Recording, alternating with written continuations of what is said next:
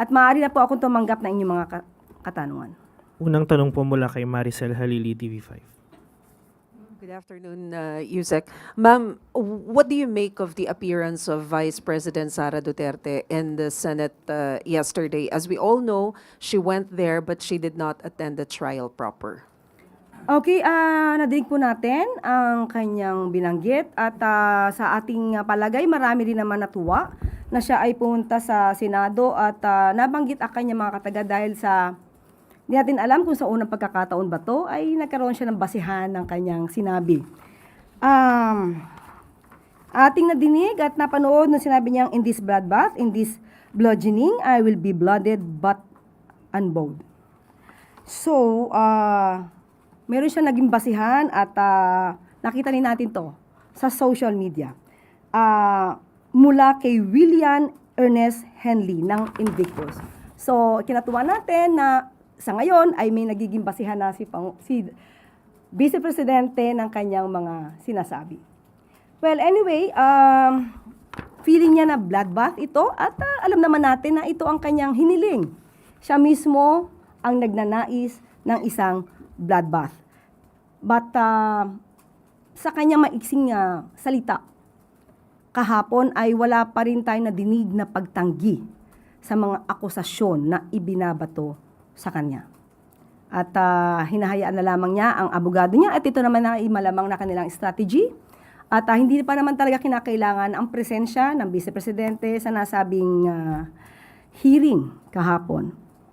Pero mas nanaisin siguro ng taong bayan na madinig mismo kay Vice Presidente ang pagtanggi ng mga akusasyon sa kanya, hindi lang puro technicalities ang ginagawang depensa.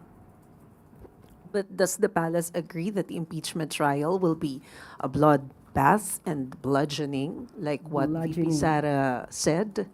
Katulad na sa sinabi sa Invictus. Kung yun po ang kanyang iniisip at kanyang opinion ay hindi naman natin na siya mapapahinto sa kanyang pagsasalita patungkol dito. At magiging madugo talaga to kung hindi makikita ng taong bayan ang katotohanan. At yan naman ang hinahanap ng ating mga kababayan, malaman ano ba talaga ang mga katotohanan sa mga ibinabato sa kanya. Next question po, Ivy Reyes, Bilyonaryo. Hi, Yusek. Good afternoon. VP Sara's camp prayed for a status quo anti-order yesterday before the SC with the premise that the authority of the presiding officer is defective, and they're also challenging the amendments made on the rules of procedure on impeachment trials. Ano po ang komento rito? Anong particular amendment? Yung pong pag-amend ng rules of procedure sa impeachment trials, gaya po nung pag-set in place ng presiding officer na hindi yung Senate President po. Sa ating pagkakaalam, ito naman ay naaayon din naman sa konstitusyon. At marami rin na mga legal luminaries, isama na natin si dating Supreme Court Justice Ascuna na sinabi na ito naman ay naaayon din naman sa konstitusyon dahil walang particular na sinasabi na bawal ang hindi Senate President ang mag-preside sa isang impeachment trial. So, karapatan naman po nila na tumakbo sa Supreme Court at ano po ba ang kinakatakot nila if ever kung isang abogado ang nakaupo bilang presiding officer ng impeachment. Next question po, Let Narciso, DZRH. Good afternoon, Yusek. Nung mag-umpisa po ang impeachment trial, napag-usapan yung impeachment rules. At may sinabi po si Senator Pia Cayetano na kung kailangan ng special session para pag-usapan yun, edi tawagan ninyo ang Malacanang, mukha namang very supportive ang Malacanang sa majority. Would you like to comment on that? Unang-una gusto po natin kamustahin si Senator Pia Cayetano. Kamusta na po ba, Senator Pia Cayetano? Dahil sa tuwing nagsasalita siya very recently, ay lagi siyang parang hinihingal. At di natin alam kung excitement, anxiety, pero siguro napansin niyo rin na medyo hingal na hingal si Senator Pia sa kanyang pananalita. Well, anyway, kung yun ang kanyang suhestyon, siguro hindi niya na kailangan mag-utos sa iba. Maaari naman niya siguro itong gawin.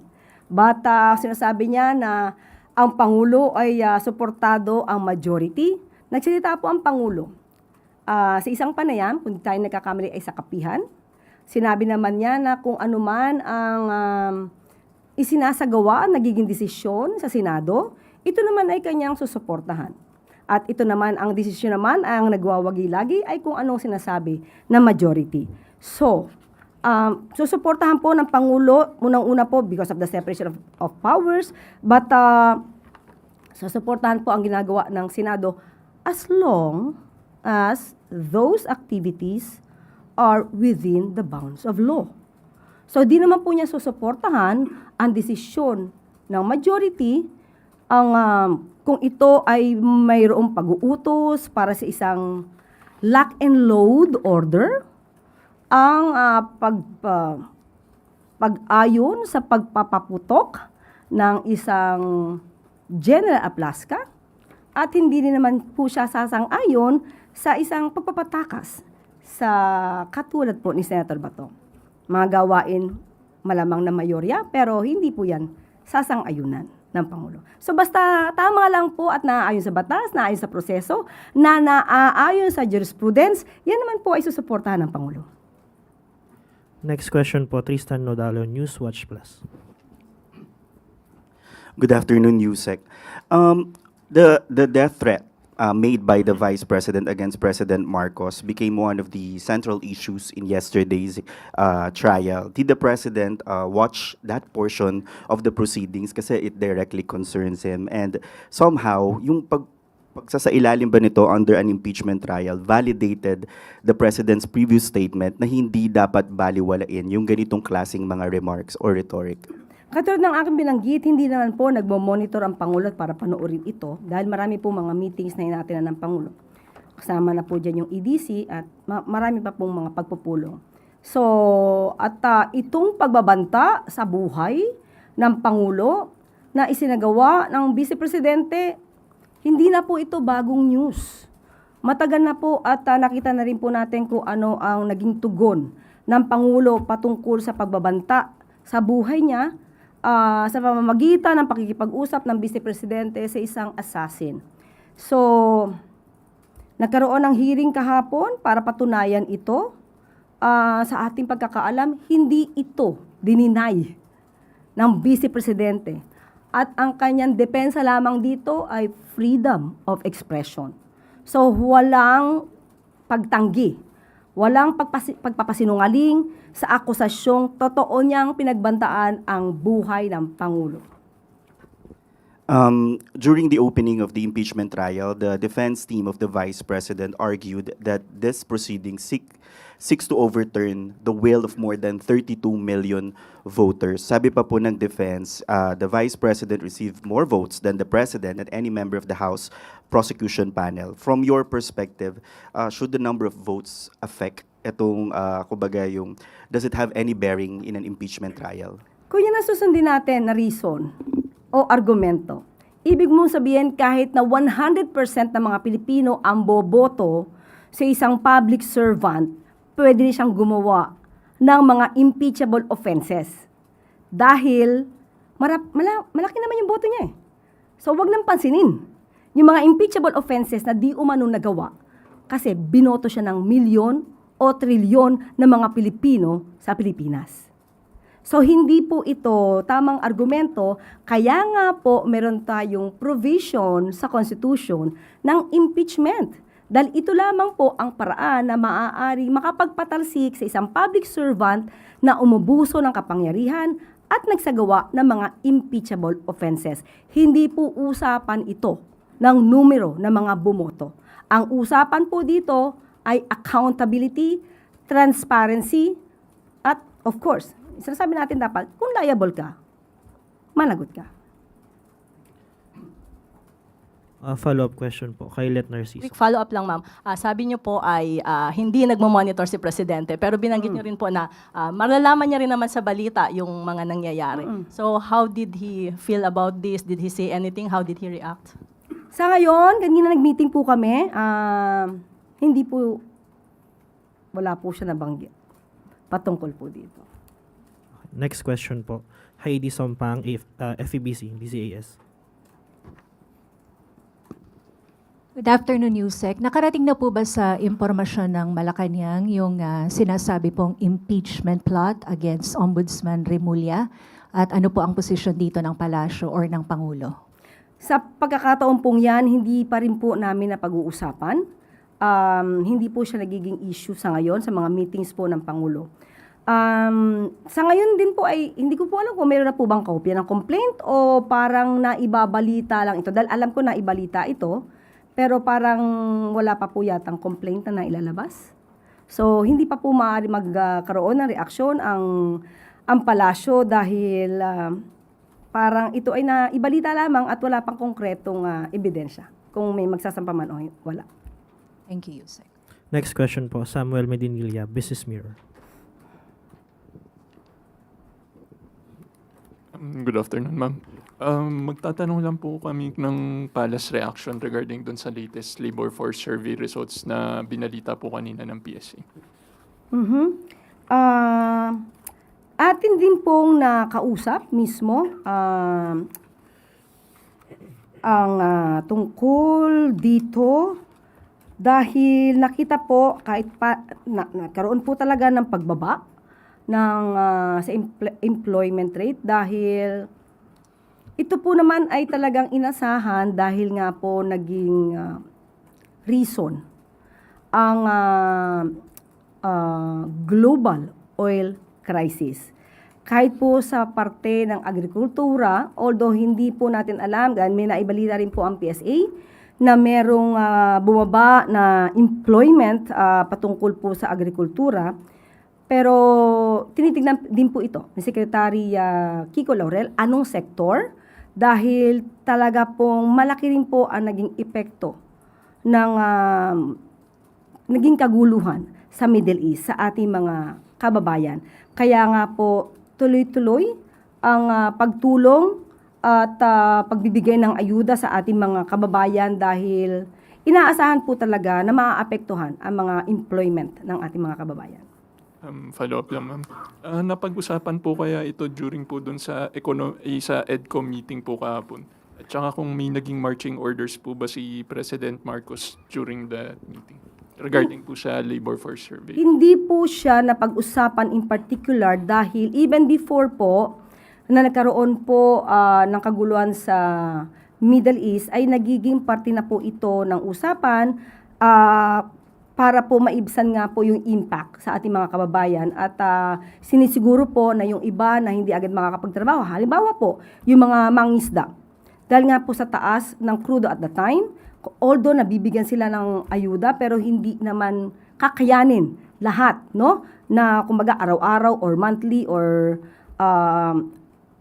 ang pagtulong sa pagbibigay ng mas mababang cost ng fuel. So may mga mangisda tayong apektado at since hindi naman sila makapangisda ay wala rin po talaga sa mga warehouse na maaaring magdulot ng pagkakakitaan. So yung iba nating mga miyembro ng agrikultura, instead na sila ay manatili na farmer or mangisda, minsan during that time ay lumilipat ng ibang maaaring pagkakitaan. Lumilipat sila ng isang ibang lugar or ibang posisyon na pwede silang kumita. May na-mention po kaya yung DepDep kung paano pwedeng ma-address yung mataas na unemployment rate sa susunod na buwan po? Mga susunod na buwan. Yes, hindi naman po ito pinababayaan. Lagi po itong minomonitor ng ahensya ng gobyerno at marami pong ginagawa dahil nga po, although sinasabi natin na sa ngayon ito yung nararamdaman because of the oil crisis, nandun pa rin po yung interventions ng government para po kahit papano ay maibsan nga ang impact nitong nararanasan natin. Na hanggang ngayon po ay nandyan pa rin po. But still, hindi nagpapabaya ang gobyerno para kahit papano ay makapagbigay tayo ng ayuda sa ating mga kababayan. Thank you po, ma'am. Huling tanong po mula kay Erica Sinaking, Business World. Good afternoon po, Yusek. Regarding po sa yesterday's EDCOM meeting, pwede po Can you tell us more about dun sa My Project Best? Okay. Banggitin ko lang po ha, marami na po kasing na-approve kahapon. Unang-una po ang proyekto ng Light Rail Transit Line 1 South Extension Project for Common Stations Interim Operation First Quarter of 2028 projects. Yan. Pangalawa po, yung TESDA Technical and Vocational Education Training System, yung BEST project for 2027 ay na-approve na din po to. Pati po ang Geothermal Resource De-risking Facility of the DOE, DPWH Retrofitting Project for 234 school buildings and 36 hospitals. And project po ng DICT ang Philippines AI Infrastructure Master Plan from 2026 to 2033. Aprobado na po yan. How soon po kaya na mararamdaman po natin ito? Kailan po kaya ang rollout? Kanina lang po ay kausap natin ang DBM at ibibigay ko po sa inyo ang detalye kung kailan yung timeline po. Pero aprobado na po siya. Thank you. Pahabol na tanong po. Tuesday New, DCWB. Good morning, ma'am. Ma'am, for confirmation lang, ma'am, na italaga raw po si dating Secretary Ben-Hur Abalos as Cabinet Secretary. May informasyon po nung lumalabas na mag-oath taking na siya today. Wala pong ganung balita. Pero may ibabalita ako na mag-oath taking. Okay, pakibalita nyo na, ma'am. Babasahin ko maya-maya. Salamat po. Yun na pong huling tanong, Yusek, back to you. Maraming salamat.